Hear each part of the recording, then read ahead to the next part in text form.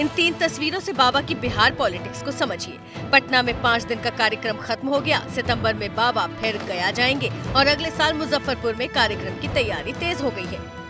सवाल यह है कि बाबा की मंशा बिहार में सिर्फ धार्मिक कार्यक्रम की है या फिर बाबा इस धार्मिक कार्यक्रम के जरिए राजनीतिक माहौल बना रहे हैं। राजनीतिक माहौल का सवाल यूं ही सामने नहीं आया। जिस तरह से बाबा के मंच पर बीजेपी के नेता नजर आए, उसके बाद ये चर्चा होने लगी कि क्या बाबा बीजेपी के लिए प्रदेश में माहौल बनाने आए हैं।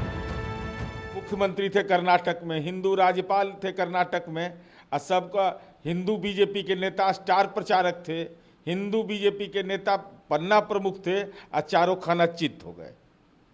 तो बताइए कैसा हिंदू राष्ट्र का वकालत करने वाला ये लोग है। विचारधारा है वो जालीदार टोपी और गमछा ओढ़ करके दुआ मांगने इफ्तार में जाते हैं, फुलवारी शरीफ जाते हैं, मज़ारों पर जाते हैं, लेकिन इतना नज़दीक तरेत धाम पर ये कथा वाचन हो रहा है, लेकिन उनको समय नहीं है।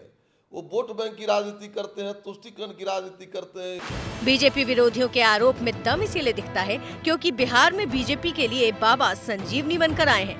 और एक दिन ऐसा आएगा भारत में रहना होगा तो सीताराम ही कहना होगा। बाबा के आने के बाद किस पार्टी को वोट करेंगे बताइए। बागेश्वर बाबा पार्टी बताओ। हिंदू पार्टी बीजेपी बोलो। जो हिंदू का पार्टी बताओ। ऐसे नहीं। हिंदू का समर्थन होगा उसको सपोर्ट करेंगे। बोलो। हिंदू का समर्थन रहेगा भाई। हाँ बोलो, एक सेकंड। योगी सरकार, मोदी सरकार, बीजेपी नहीं है। यहाँ कोई पार्टी की बात नहीं है, जिसका जिसका मानेगा जो करेगा। नीतीश कुमार के अलग होने के बाद बिहार बीजेपी अपने दम पर मजबूत होने की कोशिश कर रही है और इसी कड़ी में जाति जनाधार वाले नेताओं को जोड़ा जा रहा है। लेकिन लालू नीतीश की जोड़ी से टक्कर लेने के लिए सिर्फ इतना ही काफी नहीं है।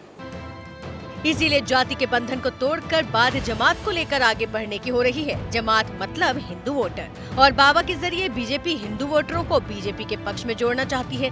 इसकी वजह समझ लीजिए, और वजह है बिहार का जातीय धड़ों में बटा होना। राज्य में 52% वोटर पिछड़ी जाति के हैं। इनमें 12% यादव वोटर हैं, जिनके नेता लालू यादव हैं। 5% कुर्मी हैं, जिनके नेता नीतीश कुमार हैं। 6% कुशवाहा, जिनके नेता हर दल में है। 12% वैश्य समूह के वोटर हैं जो बीजेपी आरजेडी में बटे हैं। 17% अति पिछड़ी जातियों के हैं जो बीजेपी जेडीयू में बटे हैं। इनके अलावा राज्य में सवर्ण 15%, दलित 16%, मुस्लिम 17% हैं। मुस्लिम महागठबंधन के साथ है। सवर्ण का बड़ा हिस्सा बीजेपी के साथ है। दलित वोटरों में बिखराव है क्योंकि चिराग पासवान से लेकर जीतन राम मांझी तक दलित वोटरों पर पकड़ रखते हैं। ऐसे में बीजेपी को 2024 की लड़ाई को जीतने के लिए जाति के जाल को तोड़ना होगा और बीजेपी चाहेगी उसके वोटर जो हैं वो हिंदुत्व की छतरी के जरिए एकजुट हो जाएं और इस मकसद के लिए बाबा की जरूरत है। बाबा के जरिए हिंदू वोटर एकजुट हो जाएं ताकि बीजेपी को विधानसभा और लोकसभा दोनों ही जगहों पर फायदा हो सके। असल में बिहार इस वक्त राजनीतिक रूप से 2015 के विधानसभा चुनाव वाले समीकरण की तरफ बढ़ रहा है। तब बीजेपी के खिलाफ लालू, नीतीश और कांग्रेस एक साथ थे और छोटे दलों के साथ बीजेपी का गठबंधन था। CSDS के आंकड़े के मुताबिक उस चुनाव में महागठबंधन को 68% यादवों ने, 71% कुर्मी, 31% कोयरी, 35% अन्य ओबीसी जातियों के वोट मिले थे। तब महागठबंधन को जबरदस्त जीत मिली थी। इसी समीकरण के हिसाब से 24 का चुनाव होता है तो फिर बीजेपी जातियों के इस रेस में टिक नहीं पाएगी। इसीलिए बाबा के जरिए हिंदू वोटरों को जोड़ने की तैयारी है। ये ललना